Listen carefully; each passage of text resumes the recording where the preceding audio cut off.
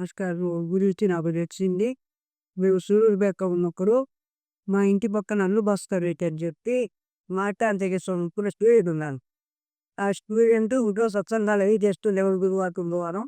ఆయన చెప్తుండేవాడు మా గురువుగారు చాలా గొప్ప నిజం మా గురువుగారు ఎట్లా, మా గురువుగారు ఎట్లాగా అని చెప్పి ఆయన అనుభవాలు, ఆయన అతనికి జరిగిన అనుభవాలు అయితేనే, లీలలైతేనే గురువుగారి యొక్క గొప్పతనాన్ని చెప్తుండేవాడు.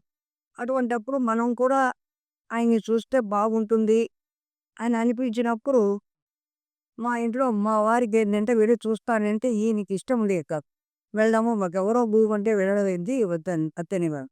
అటువంటి పరిస్థితుల్లో మాస్టారు వెంకటగిరిలో శరత్ బాబు స్కూల్ ఓపెన్ చేశారు. స్కూల్ పెట్టారు. ఆ స్కూల్ ప్రారంభోత్సవానికి వెళ్ళి మాస్టారు రాత్రి పూట అక్కడి నుంచి వస్తూ వస్తూ సూళ్ళూరుపేటొచ్చారు. సూళ్ళూరుపేటొచ్చి రాత్రి పడుకొని పొద్దున్నే మళ్ళా లేచి మాస్టర్ బడులు చదువుకొని విద్యానగర్ వెళ్ళిపోయారు. విద్యానగర్ రెడీ అవుతున్నారు. అటువంటి టైంలో మేము ఆదివారము లేచి ప్యాన్ నీళ్ళు చల్లుకొని వాకిట్లో పల్లెటూరు కదా! వాకిట్లో ప్యాన్ నీళ్ళు చల్లుకొని ముగ్గులేస్తున్నట్టే పండగ నెల. డిసెంబర్ నెల. అప్పుడు ఆ టైంలో మాస్టారు బయటికి పళ్ళు తోముకోవడానికొచ్చారు. పళ్ళు తోముకోవడానికొచ్చి అటు ఇబ్బంది తోముకుంటుంటే అప్పుడు మొట్టమొదటిసారి నమస్కారం చేసుకున్నాం బయట తాపద్దపు. తర్వాత మాస్టర్ పళ్ళు తోముకున్నాక వీళ్ళు విద్యానగర్ రెడీ అయిపోతున్నారు. అంటే మీరు రెడీ అవుతుంటే ఈ అల్లు భాస్కర్ అయిపోయింది కళ్ళు తోముకుంటుంటే, "సార్ చెప్పు నీళ్ళు తెస్తా ఇక్కడే కడుక్కోండి" అన్నారు. "వద్దొద్దు అమ్మాయి వాళ్ళు రెస్ట్ అవుతున్నారు వద్దనన్నా. నేను అందులో తెస్తా వద్దన్నా." సరేనని ఇంక అప్పుడు మాస్టారు పళ్ళు తోమి వెళ్ళిపోయిన తర్వాత ఇంక వెళ్ళిపోతున్నారన్నారు. అప్పుడు నేను నాకైతే దగ్గరికి వెళ్ళి దర్శనం చేసుకునే పరిస్థితి కాదు. అప్పుడు మా వారిని లేపి ఆయన ఎవరో మహాతీవి వచ్చారు కదా! వాళ్ళ ముందత్త వెళ్ళి దండం పెట్టుకోండి అని ముందు మా వారిని లేపి కబిచ్చారు. అప్పుడు మాస్టర్ మా వారు వెళ్ళి దండం పెట్టుకున్నారు. మాస్టర్ నిత్యానగర్ వెళ్ళిపోయారు. తర్వాత మళ్ళా ఇంకొకసారి వచ్చారు. శ్రీహరికోటలో ఉపన్యాసం సాయంకాలం అయితే పొద్దున్న పూట మాస్టర్ ఇక్కడికొచ్చి ఇక్కడ వీరితో భిక్ష తీసుకొని సాయంకాలం శ్రీహరికోట వెళ్ళడానికి. ఆ టైంలో పొద్దున్న పూట మాస్టర్ వచ్చినప్పుడు నేను కూడా పిల్లలు స్కూల్‌కి వెళ్ళిపోయి ఈయన ఆఫీస్‌కి వెళ్ళాక నేను మాస్టర్ దగ్గరికెళ్ళాను. మాస్టర్ దగ్గరికెళ్ళినప్పుడు మాస్టర్ చాలామంది జనం ఉన్నారు. అంతమంది జనం ఉంటే నేను ఇట్లా మా ఇంటి వెనకాతల పక్క నుంచి కూడా దారి ఉండేది. వెనకాతల పక్క నుంచి వెళ్ళాను. వెనకాతల గుమ్మడిలో కూర్చొనున్నారు మాస్టర్. సరే వెళ్ళి దండం పెట్టుకున్నా బాగున్నావా అని పలకరించారు. మాస్టర్ మనకి పరిచయం లేదు, ఏమీ లేదు. ఎట్టి మాస్టర్ ఇలా పలకరించాలనుకున్నాను. సరే సంతోషపడ్డా. అంత ధైర్యం మాకు పలకరించాడు కదా అని. తర్వాత మేము ఉండంగానే అంతమంది జనంలో ఆయన ఒక 3 వస్తువులు చెప్పించి పొట్లం కట్టి ఇచ్చారు. ఆ ఈ వస్తువులు ఇస్తూ నాకు అది ఆ పొట్లం కట్టి నాకిచ్చారు. మిగతా అంతమందిలో. ఇచ్చిన తర్వాత ఆ పొట్లం మేము ఒక డబ్బాలో పెట్టుకొని 3 తులసి దళాలు గాని, 3 సార్లు అక్షింతలు గాని వేసి దండం పెట్టుకోమ్మా రోజును అని అన్నారు. సరేనన్నా. అదే నీకిష్టమైన మంత్రంతో అంటూ పెట్టుకోమన్నారు.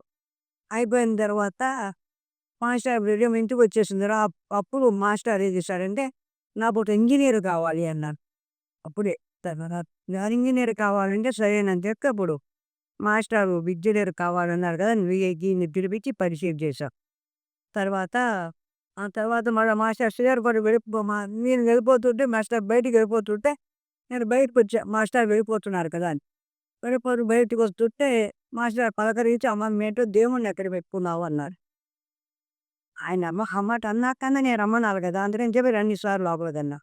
లోపలికొచ్చి చూసారు. చూసిన తర్వాత ఆయన బాగా ఎక్కింపారు. ఏదో ఒక దండం పెట్టుకొని బయటకొచ్చారు. వెళ్ళిపోతుంటే "ఉండండి సార్ కాఫీ ఇస్తాను." అరే! అప్పుడు మా ఆయన పుచ్చిగోలేదు. సరే మాస్టర్ ఉండి పక్క పక్క ప్రకాశ్‌రావు గారిని టైం అయిపోతుంది సార్ వెళ్ళిపోవడానికి అన్నా. కాదయ్యా అమ్మాయి కాఫీ ఇస్తానంటుంది. కాఫీ తాగి వెడదామని చెప్పి కూర్చొని ఆ మంచం మీదే కూర్చున్నాను మాస్టారు. మంచం మీదే కూర్చుంటే కాఫీ ఇచ్చాను. కాఫీ తాగి పెట్టేయారు. ఆ రోజున బంధం ఆ కాఫీ తాగి మన ఇంట్లో అడుగుపెట్టిన బంధం ఈ రోజు దాకా కూడా ఆ బంధం అలాగే ఉంది. పరిచయం అయ్యాం మనం. చిపికి తర్వాత. మీ విద్యానగర్ సాయిబాబా మందిరం అప్పుడు, అలాగే ఒంగోలు బాబా మందిరం రెండిట్లోనూ మీరు చూసారు కదా! మాస్టర్ గారు ముఖ్యమైన 2 మందిరాలు. వాటి అనుభవాలేమన్నా చెప్పండి? 1980లో మాస్టారు మన ఇంటికొచ్చారు. ఒంగోలు వచ్చినప్పుడు. వచ్చినప్పుడు మాస్టారు కూర్చొనున్నారు. నేను పక్కన కూర్చొని మాస్టారు పక్కన కాళ్ళ దగ్గర కూర్చొని పూలు కట్టుకుంటుంటే మాస్టారు ఉన్నట్టుండి "నీకేం కావాలనుకుంటున్నావమ్మా?" అని అడిగారు. అంటే పిల్లలిద్దరూ పెద్ద చదువులు చెప్పించలేను సార్ నా పిల్లలకి. అప్పుడు ఆర్థికంగా ఎప్పుడు ఇబ్బందిగానే ఉండేవాళ్ళం. అందుకని పెద్దగా చదువులు చెప్పించలేము. అటువంటి పరిస్థితుల్లో మా పిల్లలు కూడా వాళ్ళ బతుకు వాళ్ళు బతకాలి. పలానా వాళ్ళ పిల్లలు అని అనుకోని వాళ్ళ బతుకు వాళ్ళు బతకాలి.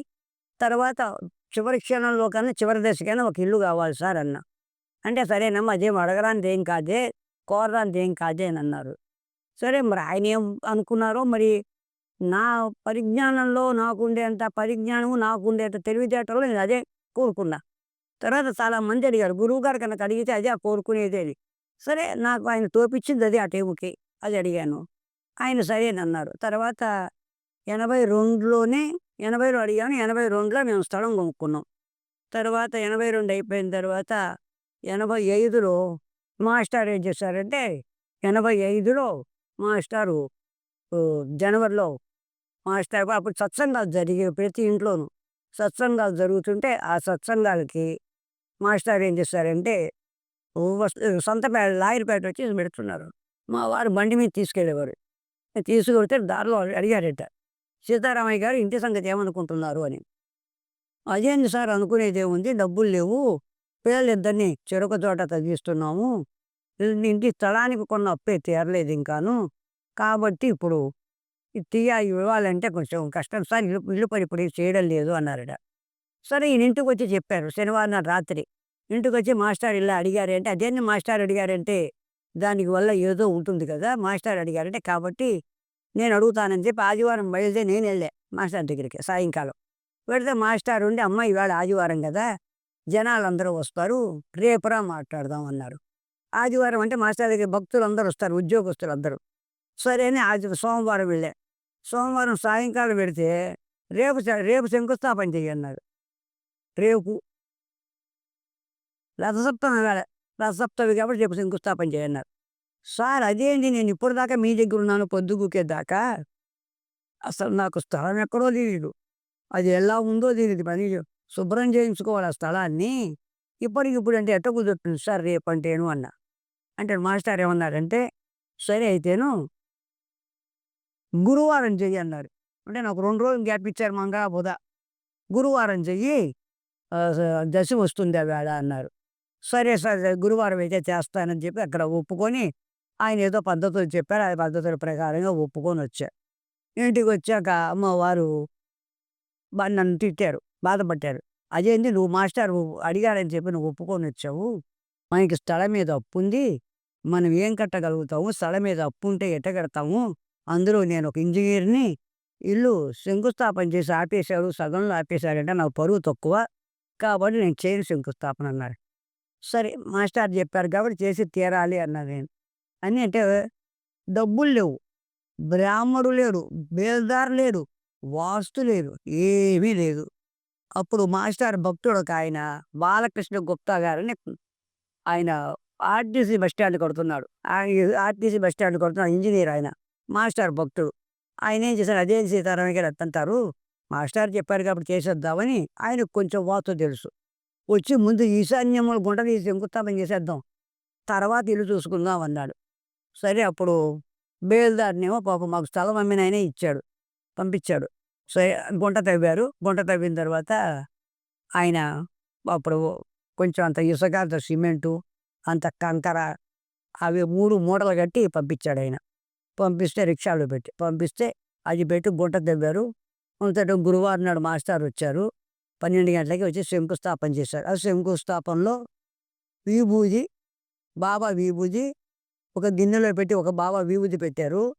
తర్వాత బాబా తిరిగిన రాయి ఒకటి అందులో వేసి శంకుస్థాపన చేశారు. అయిపోయింది. శంకుస్థాపన అయిపోయిన తర్వాత ఇంక మాస్టారు వాళ్ళందరూ వెళ్ళిపోయారు. పని చేయడానికి డబ్బులు లేవు. సరే అప్పుడు ఆగిపోయింది పని. అప్పుడు ఇల్లు అప్పుడు లోన్ పెట్టాం. లోన్ పెడితే వాళ్ళేం చేశారంటే తెలిసిన వాళ్ళు. వాళ్ళేం చేశారు, మీరు పునాదులు వేసామని రాసేసాం మేము. మీరు అర్జెంట్‌గా పునాదులెయ్యాలన్నాడు. "నువ్వు అర్జెంట్‌గా పునాదులేస్తేనే మేమిస్తాం. లేతే మా ఉద్యోగాలు పోతాయన్నారు." సరే అప్పుడు సరే ఎలాగోలా చేసి మొత్తానికి అమ్ముకొని ఏదో మొత్తానికి పునాదులేసాం. పునాదులేసిన తర్వాత వాళ్ళప్పుడు 30,000 ఇచ్చారు. ఆ 30,000తోటి ఏదో కట్టుకొని స్లాబ్ దాకా వచ్చి ఆగిపోయి. అప్పుడు స్లాబ్‌కి వాళ్ళు మళ్ళా 15,000 ఇచ్చారు. స్లాబేసాం. స్లాబేసిన తర్వాత ఇంకేం డబ్బులు లేవు అయిపోయినాయి. అప్పుడన్నీ అయిపోయినాయి. ఇంటో అయిపోయినాయి. అప్పుడు తలా కాస్త సహాయం చేసి మొత్తానికి తెలిసిన వాళ్ళందరూ "అదేంది పని ఆపేస్తే ఎలా సీతారామయ్య? ముందు అర్జెంట్‌గా చెయ్యి. ఇది బాడిగన్నా వస్తుంది కదా!" అని చెప్పి మొత్తానికి ఎట్టయితేనే మాస్టారు మాట ప్రకారం ఇల్లు పూర్తి చేసాం. ఉన్నట్టుండి మాస్టారు ఒక రోజున మళ్ళా వచ్చే సంవత్సరం మంచి సంవత్సరం కాదు. గృహప్రవేశం చేయకూడదు. కాబట్టి నువ్వు అర్జెంట్‌గా గృహప్రవేశం చెయ్యి అన్నారే. అదెప్పుడు అది ఎల్లుండో రేపో అనంగానే చెప్పాడు ఆయన కూడా. సరే గృహప్రవేశం అంటే ఎవరున్నారు? అప్పుడు నేల బండలు కూడా వేయలే ఇంకా మట్టి నేల. టార్పాలినేసి టార్పాలిని బట్టి గృహప్రవేశం చేసాం. టార్పాలినేసుకొని గృహప్రవేశం చేసుకున్నాం. చేసుకున్న తర్వాత ఆ గృహప్రవేశం రోజున మాస్టారు అన్నగారి అబ్బాయి అడిగాడు. "ఇట్లా మాకిస్తారా అత్తయ్య గారు ఇల్లు? మేము ఉంటాము" అని. సరే అప్పుడు ఏముంది ఇల్లు ఏమీ కాలే. తలుపులు పెట్టలేదు. కిటికీ తలుపులు పెట్టలా. ఏమీ పెట్టలా. పని కాలే. ఫ్లోరింగ్ కాలేదు. ఏమీ కాలే. సరే పెట్టాం. అలాగే తీసుకోండి. మీరు ఉంటా అంటే నాకు అభ్యంతరం ఏముంది అంతకంటేనంటే, అప్పుడు మాస్టారేమో మంచి రోజులు లేవని ఉగాది ఉగాది నాడు చేరిపోయారు. ఫ్లోరింగ్ మటుకు వేసి తలుపులు గిలుపులు పెట్టాం. మాస్టారు చేరాక కానీ మిగతా పనులన్నీ చేయించాం. చేరారు. ఆయన 3 ఏళ్ళు ఉన్నారు. ఏప్రిల్ 86లో చేరారు.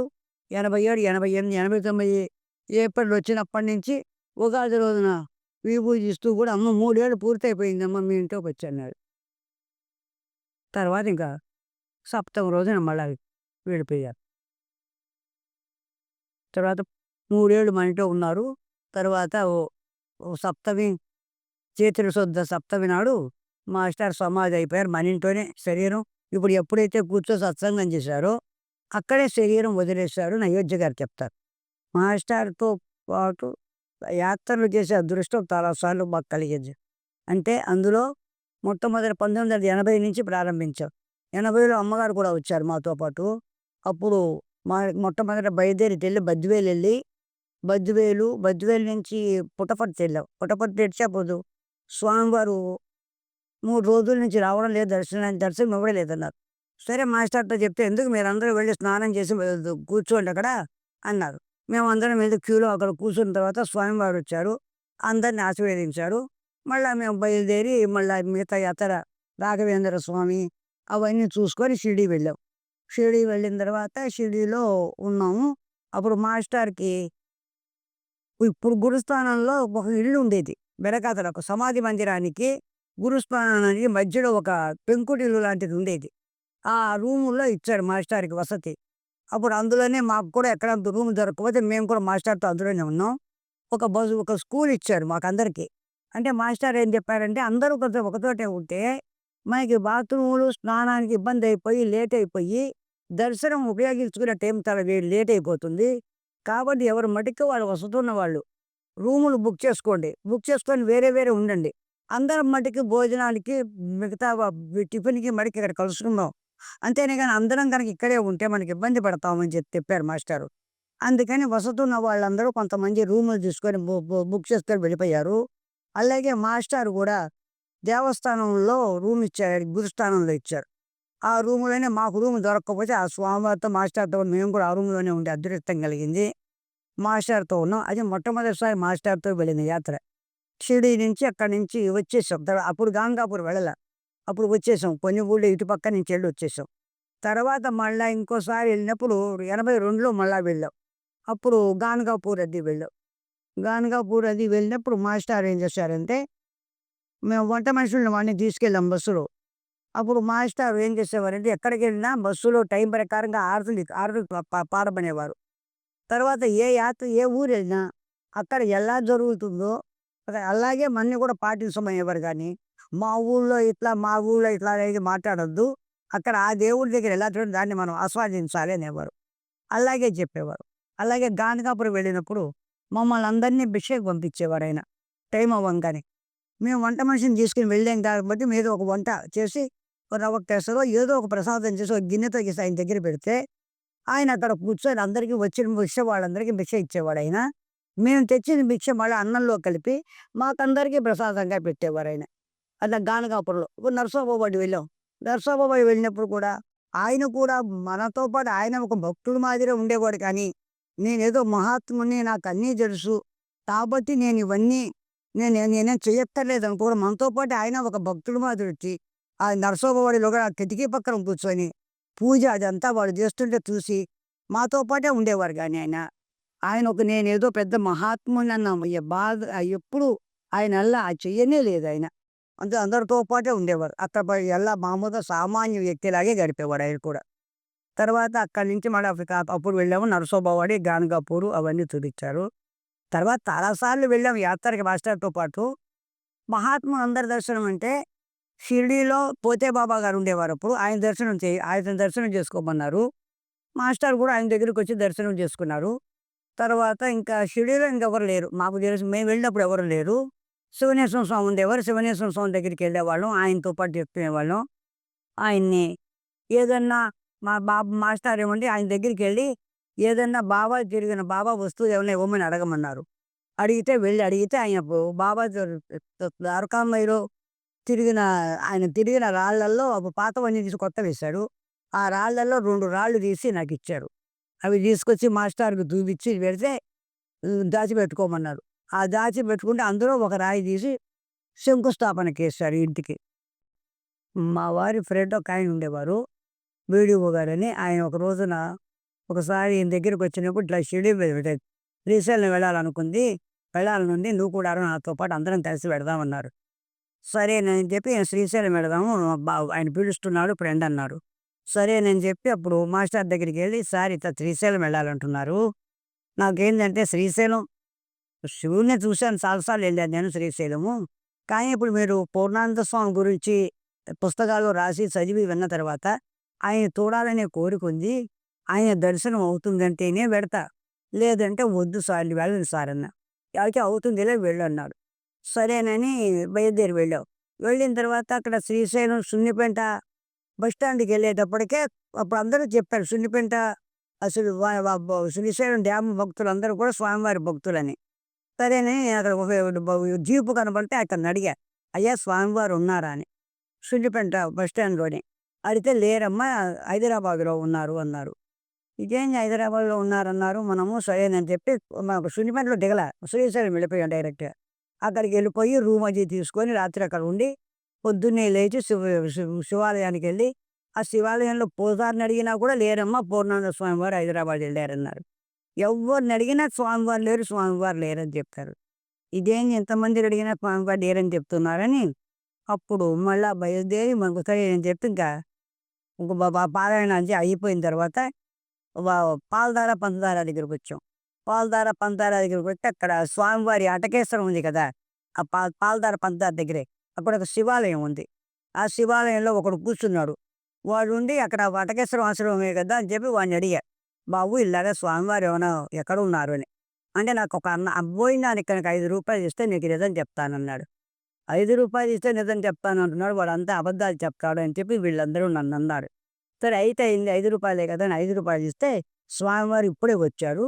వచ్చి ఆశ్రమానికెళ్లారు అన్నాడు. అంటే స్వామివారు వచ్చారు ఆశ్రమానికెళ్లారు అనంగా నాకు సంతోషం వేసింది. సరేనని చెప్పి ఇంకా మళ్ళా రూమ్‌కెళ్ళిపోయి బయలుదేరి ఒంగోలు వచ్చేస్తున్నాం. ఒంగోలు వచ్చేస్తుంటే అందరూ ఉండి డైరెక్ట్‌గా శ్రీశైలం నుంచి ఒంగోలు బస్సుకి వెళ్ళిపోదామన్నారు. నేను ఒప్పుకోకుండా శ్రీశైలం సున్నిపెంటెళ్ళి, సున్నిపెంటలో స్వామివారి ఆశ్రమం అన్నా చూసి, ఆయన లేకుండా ఉంటే ఆయన మాస్టారు చెప్పారు కాబట్టి లేకుండా ఉండరు. కాబట్టి అక్కడ దర్శనం చేసుకొని తర్వాత పెడదామని చెప్పి సున్నిపెంట దాకా వెళ్ళి, సున్నిపెంటలో దిగి స్వామివారి ఆశ్రమానికి ఎడదామంటే వీళ్ళు మేము రామన్నారు. ఇంతమంది చెప్తే కూడా నువ్వు ఇంకా మొండి పట్టుబడుతున్నావు. మేము రామన్నారు. అప్పుడు నాతో పాటు నరసమ్మ గారిని కూడా తీసుకెళ్ళా. అప్పుడు నరసమ్మ, నేను ఇద్దరం కలిసి ఒక రిక్షా వేసుకొని వీళ్ళందరినీ బస్ స్టాండ్‌లో కూర్చోబెట్టి నలుగురు, ఐదుగురు మగవాళ్ళున్నారు. వాళ్ళందరూ బస్ స్టాండ్‌లో కూర్చొని మేమిద్దరం రిక్షా వేసుకొని వెళ్ళి స్వామివారి ఆశ్రమానికి ఆయన స్వామివారికి అనుకుంటే మేము రాము. లేకపోతే మేము వచ్చేస్తాము. స్వామివారు ఉంటే అప్పుడు మీరు ఈ రిక్షా వాడొస్తాడు. వచ్చినప్పుడు మీరు పూలు, పళ్ళు కొనుక్కొని స్వామివారి దగ్గరికి రండి అని చెప్పి మేము వెళ్ళిపోయాం. సరే మేము వెళ్ళి లోపలికెళ్ళాం. లోపలికెళ్ళిన తర్వాత తలుపు తీసుకొని లోపలికెడితే వాళ్ళు అడిగాం స్వామివారు ఉన్నారా అని. స్వామివారు ఇప్పుడే వచ్చారమ్మా అన్నారు.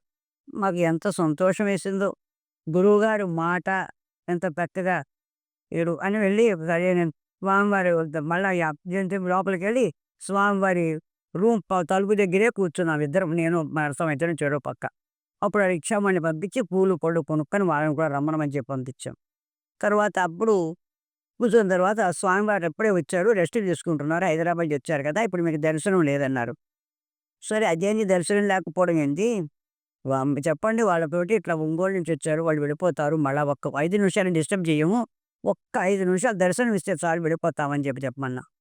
సరే మరి వాళ్ళు ఏం చెప్పారో మనకేదో మాస్టారు ఏం చెప్పారో, సరే ఆయన లేచి వచ్చి తలుపు తీశారు. తలుపు తీసి బయటకొచ్చి కూర్చున్నారు. కూర్చుంటే స్వామి ఇది సంగతి ఇలా ఇలా అన్నారు స్వామి అంటే, ఎందుకనోనమ్మా రాత్రి నుంచి శ్రీశైలం వెడదాం, వెడదాం, వెడదాం అని ఒకటే తపన అనిపించిందమ్మా. అందుకని వచ్చేసాను అన్నారు. అని చెప్పి దండం పెట్టుకొని రాత్రి అందరం భక్తులు మా వాళ్ళందరూ కూడా వచ్చాక నమస్కారం చేసుకొని కాసేపు కూర్చొని వచ్చా. అప్పుడన్నారు మా స్వామీజీ, కంటితో చూసే చూపు చూపు కాదమ్మా, మనసుతో చూసే చూపు చూపమ్మా అన్నారాయన. అంటే మనం తపన పడి స్వామివారి దర్శనం కోసం మనం పడే తపన అనమాట. ఆ తపన పడి చూసే చూపు వేరు, నువ్వు కంటితో ఏదో స్వామివారి అని చెప్పి చూసే చూపు వేరు అని చెప్పని అన్నారు. అప్పుడు నాకు ఒక ఫోటో కావాలంటే ఫోటో మీద రాసిచ్చారు స్వామివారు. తర్వాత అక్కడి నుంచి అయిపోయింది. తర్వాత అక్కడి నుంచి వచ్చిన తర్వాత చాలా రోజుల తర్వాత ఎప్పుడో 93లో మళ్ళా స్వామీజీ ఒంగోలు ఇచ్చారు. ఒంగోలు వస్తే ఆ వేళ మా మనవరాలు బారసాల. మాస్టారు లేరే, మాస్టారు శరీరంతో లేరే, పిల్లకి పేరు పెట్టడానికని చెప్పి పొద్దున్నుంచి బాధపడుతున్నా. బాధపడుతుంటే సరే స్వామి అటు బయటికెళ్ళి వస్తుంటే సాయంకాలం 5 గంటలప్పుడు స్వామీజీ గంధం శేషగిరిరావు గారి ఇంట్లో ఉన్నారు. నేను అటు నుంచి వస్తుంటే అక్కడ కొంచెం హడావిడిగా ఉంటే ఏమిటంటే స్వామీజీ వచ్చారన్నారు. సరే లోపలికి వెళ్ళే స్వామీజీ దగ్గర పాపను కూడా తీసుకొని వెళ్తే స్వామీజీకి దర్శనం లేదన్నారు. ఆయన దగ్గర దర్శనం ఏంది మీరేందని చెప్పి గబగబా లోపలికి వెళ్ళిపోయి నేరుగా వెళ్తే స్వామీజీ కూర్చొని ఉన్నారు. ఏమ్మా అని పలకరించారు. స్వామీజీ దగ్గరికి వెళ్తే స్వామీజీ వాళ్ళ పొద్దున్న నుంచి బాధపడ్డాను, మా గురువుగారు లేరు పాపకు పేరు పెట్టడానికని, అందుకని మీరు మాస్టర్ రూపంలో మీరు వచ్చారు స్వామి అని అంటే పాపని ఎత్తుకొని ఏం పేరమ్మా అని అడిగి పేరు 3 సార్లు పలికి పాపని ఎత్తుకొని సరేనమ్మా అని చెప్పి కాసేపు కూర్చోబెట్టుకొని మాట్లాడి పంపించారు. అది చివరి దర్శనం అయింది. అలా మాస్టారు మాట మాట్లాడారంటే అది ఏమి పొల్లు పోదు తబ్బసది. అంటే మనం మామూలుగా లౌకికంగా మాట్లాడుకునే మాటల్లో కూడా ఆయన ఆధ్యాత్మికత, ఆయన తపశ్శక్తి ఉంటుంది. అది మనం తెలుసుకోలేక ప్రవర్తిస్తాం గానీ, ఆయన ఏది మాట్లాడినా కూడా అలాగే ఉంటుంది. ఆ మామూలుగా ఏదో ఆషామాషిగా మనతో మాట్లాడుతున్నట్టు మాట్లాడతారు. ఒకసారి ఈయన నెల్లూరులో ఉద్యోగం చేసేవారు. నెల్లూరులో ఉద్యోగం చేస్తుంటే అప్పుడు రైలు పొద్దున్నే 5 గంటలకెళ్ళాలి. రాత్రి 9:30కి వచ్చేవాళ్ళు. ఆ టైంలో నేను ఉండి రోజు 5 గంటల కంటే 3 గంటలకు లేస్తే కానీ కుదరడం లేదు. ఇబ్బంది పడుతున్నాము. అందుకని చెప్పేసి నేను కూడా నెల్లూరు కాపురం పెడతాను అనంటే, "నువ్వు నెల్లూరు కాపురం పెట్టొద్దు. నీకక్కడేం తోచదు. ఆయన తోచకపోతే నువ్వు ఆయన ఇబ్బంది ఆయన్ని తింటావు. ఆ తినేది ఏదో నన్నే తింటే ఇక్కడే ఉండు నువ్వు. అంతేగాని అక్కడికొద్దన్నారు."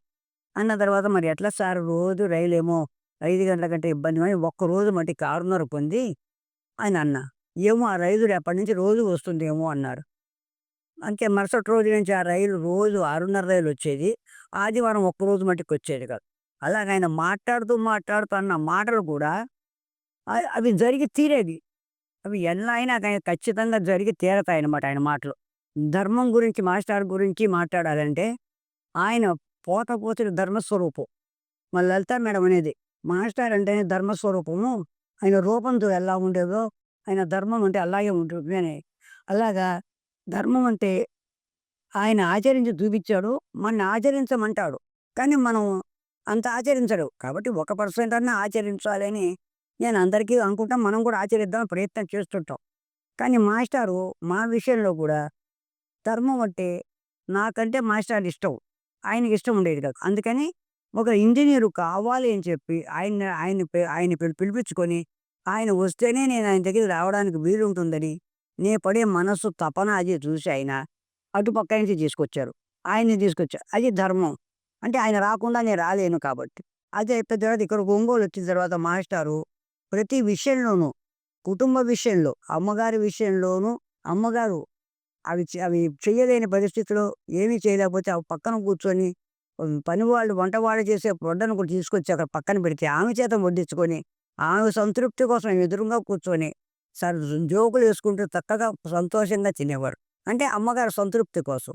అలాగే పిల్లల్ని వాళ్ళు ఎంతమంది జనం ఉన్నా వాళ్ళొచ్చి మాట్లాడుతూ అయ్యో! ఆడమంటే ఆయనతో పాటు వాళ్ళకి చెబుతూ, లేదా చదువు చెబుతూ, ఏది చేసినా ధర్మం అంటే 100కి 100 ఆచరించి చూపించాడాయన. మన్ని కూడా ఆచరించమన్నారు. కానీ మనమందరూ ఒక ఒక నయా పైసా వంతు చేసినా కూడా మనం కూడా ధన్యులమవుతాం.